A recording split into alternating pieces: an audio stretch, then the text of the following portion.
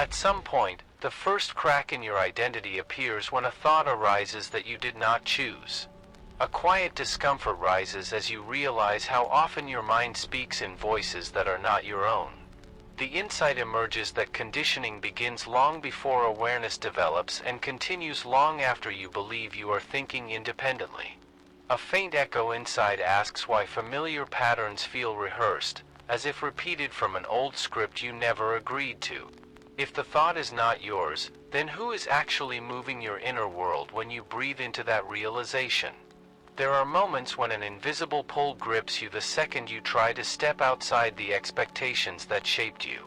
The tension grows because your nervous system reacts as if breaking a rule even when no one is watching. The deeper understanding is that conditioning is not merely cultural but physiological, woven into reflexes before you can question them. A subtle internal tremor arises, the same one you feel when you hesitate before speaking an honest truth.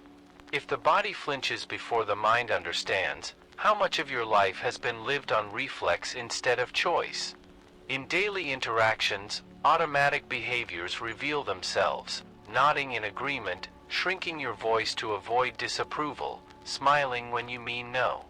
The emotional tension builds as you realize these micro-movements expose loyalties you no longer consciously hold. The philosophical truth is that habitual gestures are often remnants of old identities that survived longer than the beliefs that created them. A shadow of recognition appears when you sense how deeply these patterns govern your posture, tone, and timing. If your smallest gestures were programmed before you could defend your boundaries, what part of you remains untouched by that programming? Eventually it becomes clear how often familiarity is mistaken for authenticity, especially when you cling to roles that once kept you safe. The inner conflict intensifies as you sense the exhaustion of defending an identity that no longer reflects who you are becoming. The deeper insight is that the self you protect may actually be the cage you built to survive environments that no longer exist. A quiet memory surfaces of times you stayed silent to avoid rejection, revealing how conditioning teaches compliance before self-expression. If silence was once your shield, how do you know it isn't now your prison? There comes a sudden stillness when you observe the next thought rising like a ripple across water. The tension sharpens because the thought carries the tone of an old authority figure instead of your present awareness. The philosophical opening is that recognizing the foreignness of a thought dissolves its power, revealing the fracture between conditioning and consciousness. A stabilizing breath becomes a threshold where awareness separates from the inherited script that used to define you. If you can witness the thought instead of becoming it, then what deeper self is watching from behind the thought you always assumed was you? A subtle shift in posture the moment you enter a room reveals the presence of the mask. A gentle anxiety tightens your breath as you adjust yourself to match what you think others expect. The insight appears that this mask was originally a tool for survival, not a definition of your identity. A faint echo reminds you how natural it feels to perform because you've done it for so long you forgot it was a performance. If your body changes before your mind decides, how much of you is shaped by environments rather than essence? Voices change too. Tone softens or sharpens depending on who stands in front of you. An internal tension rises because these shifts feel automatic, as if your voice is negotiating acceptance before you even know what you want to say. The philosophical truth is that the persona keeps you socially functional while simultaneously keeping you emotionally divided. A quiet realization settles when you recognize the relief you feel in solitude is the relief of not having to perform. If you feel more yourself alone than with others, who exactly is the one speaking through you when you're not alone? Small betrayals of self show up in the most ordinary moments, smiling when you're uncomfortable, nodding when you disagree, shrinking when you should expand. A heaviness appears because these seemingly minor choices accumulate until you no longer trust your own reactions. The deeper insight is that over-identifying with the persona slowly erodes the bridge between your true impulses and your outward behavior. A familiar echo returns in the way your chest tightens as if guarding something fragile and unspoken. If the mask protects you by hiding the real you, at what point does protection become self-abandonment? A clear contradiction opens inside when outer confidence clashes with an inner tremor you hope no one sees. The tension grows because the persona demands consistency while the psyche craves truth.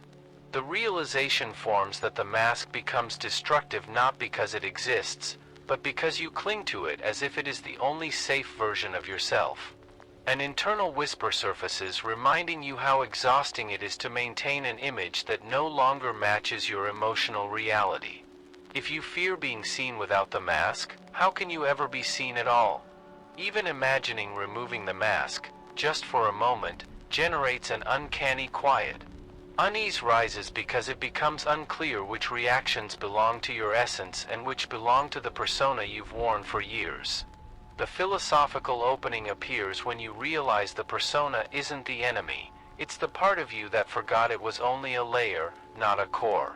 A breath becomes a doorway where you momentarily sense the self beneath the performance, fragile but unmistakably real. If you can sense the mask and the one who wears it, then who is the observer standing at the threshold between the two? Certain emotional eruptions arrive faster than understanding, revealing the presence of the shadow. A sharp discomfort rises because the reaction feels too big for the situation, as if something ancient suddenly woke up inside you. The insight emerges that the shadow is not darkness itself, but the parts of you exiled from awareness because they were once unsafe to express. A subtle echo returns from earlier topics, the same tremor you felt when your voice shifted automatically in front of others. If the reaction appears before your conscious mind can intervene, what hidden force is steering your behavior from beneath the surface?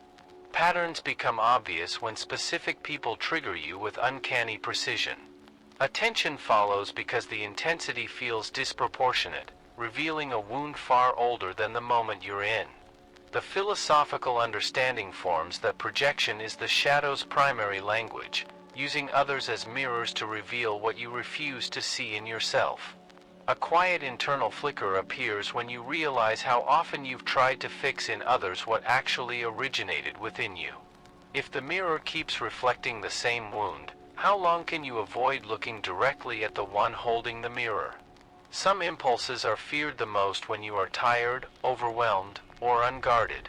The emotional conflict deepens because these impulses feel foreign yet strangely familiar, like memories you never consciously lived. The insight takes shape that the shadow is not only repressed fear but also repressed strength, creativity, and instinct. A muted echo of breath returns, functioning as a gate that briefly softens the divide between your controlled self and your unfiltered one. If you hide the parts of you that feel dangerous, could you also be burying the parts capable of true power? The shadow is easiest to recognize in quiet, physical scenes, a hand hesitating above a send button, a jaw clenching before a reply, a breath tightening without warning. A visceral tension emerges because these micro-hesitations reveal the exact boundary between conscious choice and unconscious fear. The philosophical truth becomes clear that the body confesses what the mind denies, exposing the shadow through subtle movements rather than words. An internal stillness settles when you realize these cues are invitations, not failures, urging you toward integration instead of suppression. If your body speaks the shadow before your thoughts can translate it, what happens when you finally listen instead of override? A genuine rupture unfolds when blame toward the shadow transforms into recognition of its map-like nature. A deeper tension follows because accepting this truth dissolves the illusion that your identity is self-chosen and reveals how much of it was shaped by avoidance. The insight sharpens into the understanding that integration only begins when you admit the shadow has been steering more of your life than you realized. A soft echo from topic 1 returns, reminding you that noticing the thought is not the same as becoming the thought. If the shadow loses power the moment you turn toward it, what new self emerges when you stop running from the places you've never dared to look? The first meaningful shift occurs the moment you stop trying to erase the parts of yourself you find uncomfortable.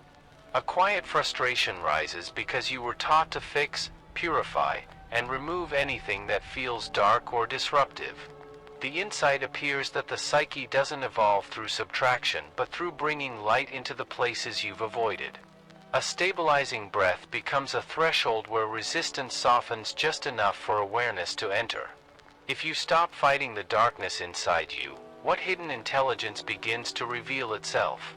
An internal contradiction becomes obvious when strength is performed externally while emotions are secretly feared and suppressed. The tension intensifies as you recognize that repression doesn't make anything disappear, it only relocates it to the unconscious where it gains influence.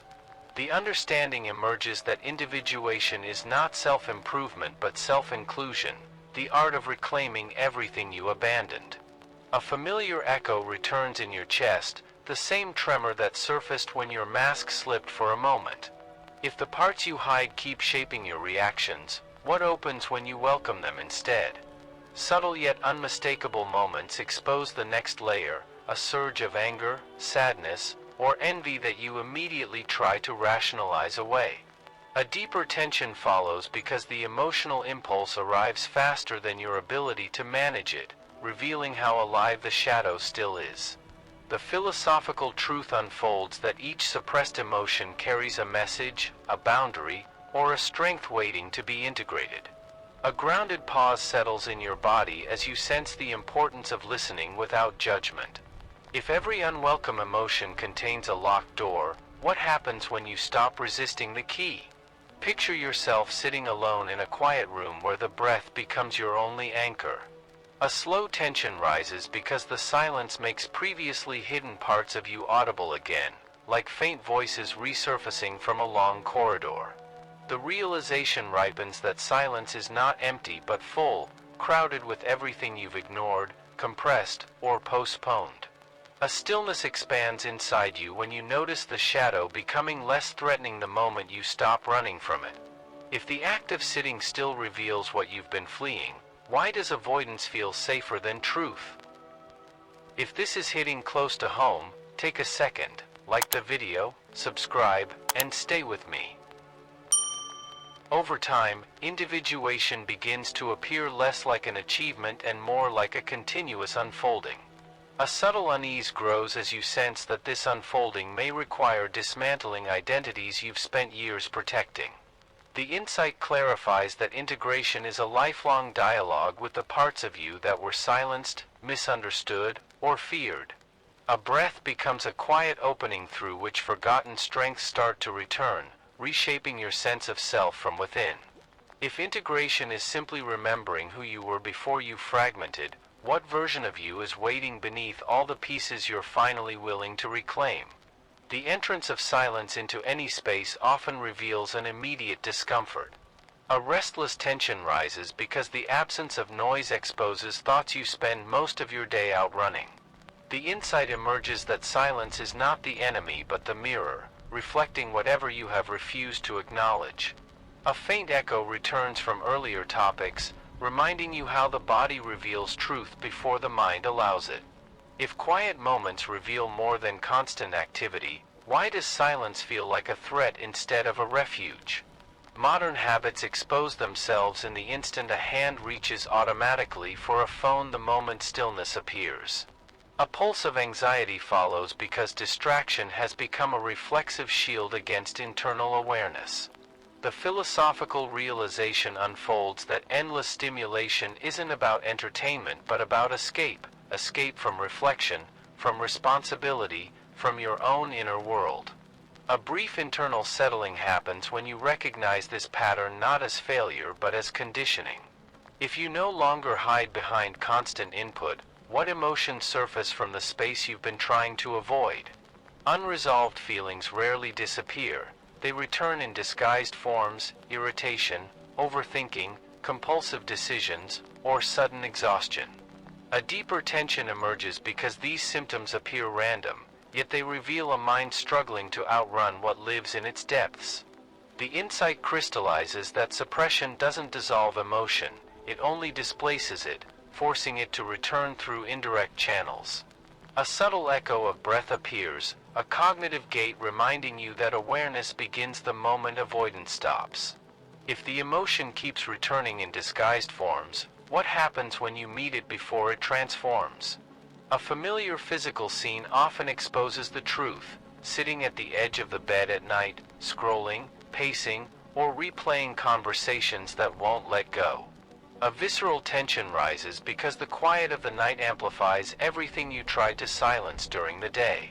The philosophical truth emerges that stillness is unavoidable. It waits for you at the moment when distractions weaken and your inner world becomes audible again. A momentary calm appears when you recognize that nighttime discomfort is not punishment but an invitation. If the night reveals what the day kept hidden, what would change if you faced the truth in daylight? Eventually it becomes clear that self-knowledge requires turning toward the discomfort you've spent years avoiding. A subtle fear surfaces because this turning inward threatens the identities built on distraction rather than depth. The insight deepens that avoidance is not merely habit but a survival strategy your psyche adopted when introspection felt unsafe. A quiet breath becomes a doorway, offering a glimpse of clarity beneath the layers of noise and defense. If awareness grows the moment you stop running, what version of yourself emerges when you no longer fear the silence that has been calling your name? Old wounds tend to surface in tiny, almost invisible moments, a pause before asking for help, a tightening of the chest when someone comes too close. A quiet ache follows because the reaction feels older than the situation and deeper than logic can explain. The insight forms that much of adult behavior is the echo of childhood experiences you never fully examined. A familiar internal whisper returns, the same one you felt in silence when your distractions fell away. If your body remembers what your mind forgets, who is truly making your decisions? Fear of rejection can be traced in the way words are chosen and tone is shaped. A subtle tension grows because you soften yourself to avoid awakening old memories of being dismissed or misunderstood. The philosophical understanding arises that relationships become reenactments of unresolved history when wounds remain unacknowledged. A stabilizing breath passes through you like a soft light, illuminating the pattern without judging it. If your voice bends to avoid an old pain, how much of your connection is actually authentic?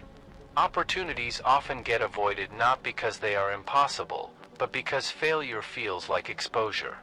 A heavy emotional pressure emerges because the fear is not about the task but about the story your wound tells when you fall short. The deeper realization appears that your limitations are often inherited from memories of not feeling protected, valued, or believed. A quiet echo returns from topic 3, reminding you how the shadow uses the past to script the present. If the wound keeps choosing for you, when do you begin choosing for yourself? In everyday scenes, the wound becomes visible, hesitation before answering a message, rereading your own words, overthinking a simple request. A growing discomfort arises because these micro-delays reveal the invisible burden of trying not to be hurt again. The insight emerges that your nervous system adapts to past environments, even when those environments are long gone. A brief internal stillness appears when you notice how often you brace for threats that are no longer real. If your body is still fighting yesterday's battles, how can it recognize when it is finally safe? True healing begins at the moment you allow yourself to see the wound without flinching. A subtle fear expands because seeing it clearly means you can no longer pretend your patterns are random. The insight deepens that wounds lose power when named, acknowledged, and integrated rather than hidden behind perfection or performance. A breath becomes a threshold, allowing compassion to replace avoidance for the first time. If your deepest wound echoes through your entire life, what new path opens the moment you stop letting it speak for you? Reactions that feel larger than your personality often reveal the movement of an archetype. Attention rises because the emotion carries a mythic quality, as if something older than your individual story is moving through you. The insight forms that archetypes are not fantasies but inherited psychological patterns shaping instincts, desires, and fears. A subtle internal echo returns from earlier topics, reminding you how often your reactions feel rehearsed rather than chosen. If the impulse feels ancient, how much of your behavior originates from something deeper than personal memory? The hero archetype announces itself whenever there is a compulsion to prove worthiness at any cost. A sharp conflict follows because beneath the drive for achievement hides an unspoken fear of inadequacy. The philosophical truth emerges that many ambitions are not authentic desires but attempts to fulfill ancient inner scripts. A stabilizing breath moves through you as you recognize this pattern without collapsing into it. If the urge to conquer comes from an archetype rather than your true self, what happens when you stop performing victory? The shadow archetype steps forward whenever envy, anger, or shame surges without warning. A restless tension builds because these emotions feel foreign yet intimate, like visitors you pretend not to know. The insight emerges that the shadow archetype is simply the energy of everything you try to exile from consciousness. A faint echo of earlier revelations returns, showing how projection is often the shadow's chosen language. If the shadow archetype keeps resurfacing in different faces, what truth is it trying to make you confront? A quieter pattern appears in moments where you calm another person even while trembling internally. A contradiction arises because you embody wisdom that you struggle to apply to yourself. The philosophical realization emerges that archetypes move through you, not as roles but as energies that activate depending on your internal state. A quiet settling occurs when you acknowledge that carrying guidance for others does not invalidate your own unfinished work. If you can become the mentor momentarily, who is the self observing both the strength and the struggle? Over time, it becomes evident that archetypes are not masks but doorways into deeper layers of the mind. A subtle unease forms because accepting this means your identity is less personal than you believed. The insight sharpens that archetypes express universal human experiences, guiding you while also binding you if left unconscious. A breath becomes a threshold again, blurring the line between what is yours and what is inherited. If archetypes shape the story you live without your permission, what new story begins when you finally become aware of the one living through you? An internal battle becomes obvious the moment intuition whispers truth and the thinking mind rushes in to overrule it. The tension rises because these two inner voices fight for dominance instead of cooperation, leaving you torn between clarity and protection. The insight appears that anima and animus were never meant to oppose each other but to balance your inner world, shaping perception, boundaries, and emotional intelligence. A subtle internal echo returns as you remember how often softness was muted to appear strong or reason was silenced to avoid conflict. If both energies belong to you, why keep living with only half of your inner system available? The conflict is most visible in decisions made with logic alone that leave you empty, or with emotion alone that leave you lost. A deeper tension forms because both extremes reveal something missing, an inner partnership never allowed to form. The realization unfolds that true wholeness emerges when intuition chooses direction and logic builds the path without resisting it. A breath becomes a doorway where you sense which voice is speaking before you act, revealing that imbalance was never weakness but misalignment. If you allowed both energies to collaborate instead of compete, what version of you finally comes into focus? Identity starts to look unstable when the same situation feels completely different depending on the state you wake up in. Attention rises because these fluctuations feel like instability, when in truth they are signs of consciousness expanding beyond rigid definitions. The insight forms that what you call me is just a temporary arrangement of thoughts, habits, wounds, and inherited patterns constantly rearranging themselves. A quiet echo returns from earlier topics, reminding you that noticing a thought proves you are not the thought. If the self changes each time awareness widens, why cling to a solid identity that never truly existed? The fluidity of self becomes tangible in concrete moments, posture changing in front of a mirror, tone shifting around different people, mood swinging with a single memory. A deeper tension rises because these micro shifts reveal that identity is more performance than foundation. The realization unfolds that the self is not an object to be found, but a field to be navigated, shaped moment by awareness. A stillness appears when you stop defending who you were and start observing who you are becoming. If the self is a living process instead of a fixed shape, what new possibilities emerge when you finally stop holding still? A new kind of opening appears when a thought arises and there is no automatic impulse to obey it. A subtle tension expands because the ego panics when you stop merging with its stories, fearing its own irrelevance. The insight becomes clear: the ego is not the enemy, but the outdated narrator that believes it must control everything to keep you safe. A quiet internal echo returns from topic 1, revealing the observer that has always been larger than the thought. If you can watch the mind without becoming it, what part of you is doing the watching? The ego is easiest to see in quick impulses: the need to defend an opinion you no longer believe, the urge to correct someone just to appear in control, the performance of calm when you are anything but. A deeper tension rises because these reflexes reveal how much of life was lived protecting identity instead of truth.